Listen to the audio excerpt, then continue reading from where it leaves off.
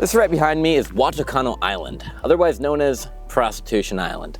And some articles claim that for up to 350 years, prostitution has been going on here.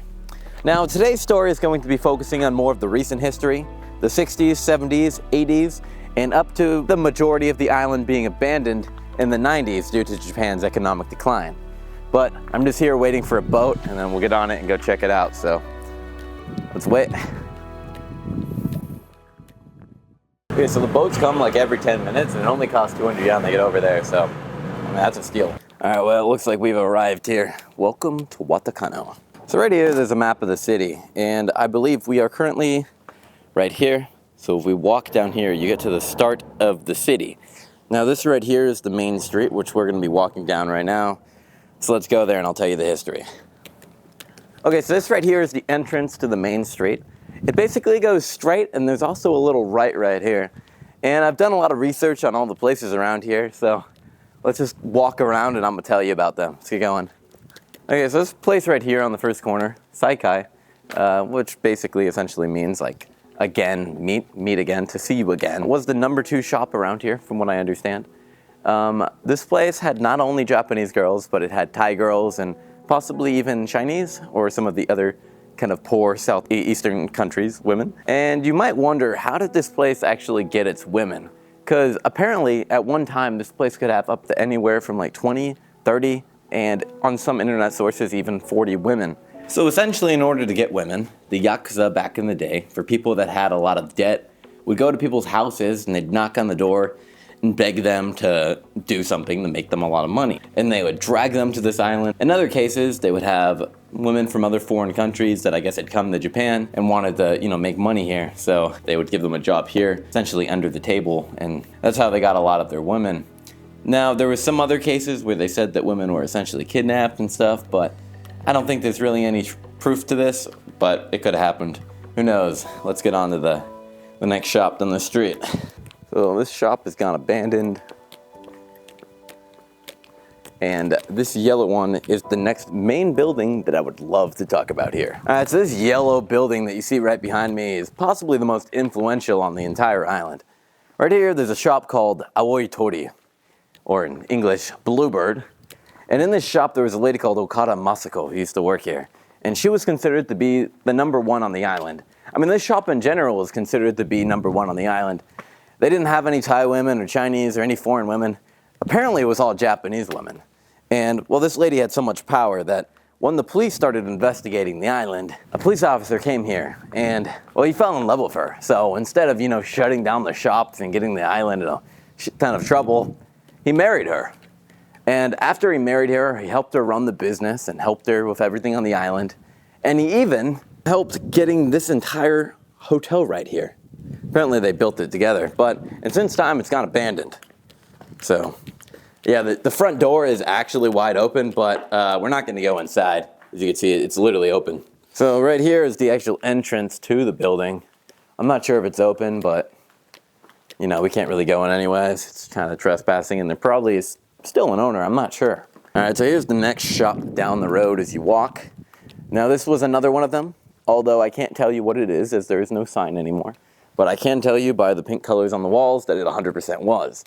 I did actually see in a video, and I believe they did say like this shop and this shop, I believe they all were. Now this right behind me, Chanomi, is another one of the very interesting shops here. Is back in the day, this was one of the top tier shops as well.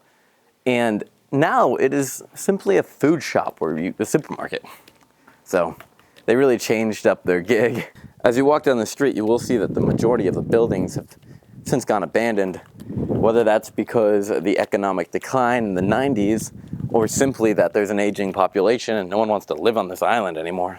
I'm not really sure. Okay, so the next pretty interesting shop that we have here is this called Wisa, otherwise known as Wise. And this shop right here was also, I believe, one of these snack bars. And although a normal Japanese snack bar is simply where you go in and have drinks with girls, essentially what they would do is you'd go in, they'd give you a bunch of liquor, you would drink it, and then they would bring out the girls or do like little shows and you would pick which girl you want. Now, how much did these girls cost, you might be asking? Now, the prices differ from every article that I read, but from what I understand is for 1 hour, it would be about $100. If you wanted a couple hours, it would be like $200. And if you wanted to stay over for the whole night, it would be around like $350 or something like that. But yeah, let me show you the inside of this shop here. So as you can see, the inside of this shop has mostly been ravished. Chairs on the ground, ripped seat covers, almost on every single seat. The kitchen is to no repair, and this back room just has a mop on it. Okay, so let's head down here and check out the other little street. All right, so this shop that you see behind me right here, 𝔭𝔯𝔬𝔰𝔱𝔦𝔬𝔬𝔫, apparently was owned by the same people who created that shop, the Psych Guy over there. But the only thing different here was the alcohol was apparently free. So there was a lot of freeloaders who lived on the island that would go in there and they'd just drink a bunch of alcohol without actually getting a girl and then leaving. Apparently that's what I heard online. Whether it's true or not, I'm not exactly sure.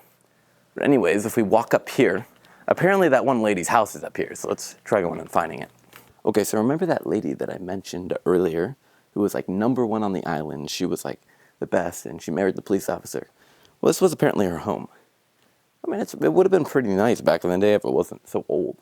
But I'm not going to show the whole thing because it looks like someone else may be living here now. But yeah. Okay, so I just talked to a grandma and she told me that these apartments that you see right here are where a lot of these girls that worked here used to live. Now they're in complete decommission. And I want to go in, but during the season in Japan, there's a lot of spiders. And I don't really want to have to walk through all these branches and spiders, so. Well, look, maybe if there's a good entrance, we'll try it, but I don't really like spiders. Let's see.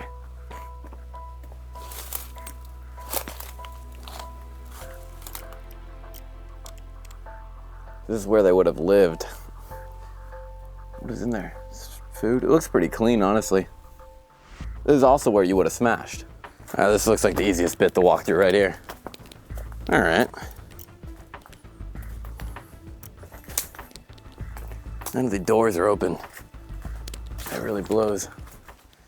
Okay, so you might wonder, once you go to one of these snack bars and you meet some beautiful girl, where do you take her to do the deed? Now, some people would simply go back to their apartments, which I showed you earlier. But other people would take them to a fancy hotel where they could sit by the window drinking Asahi beer and looking at the ocean. And this right here is a gigantic abandoned hotel. And let's venture inside to go see what it looks like. All right.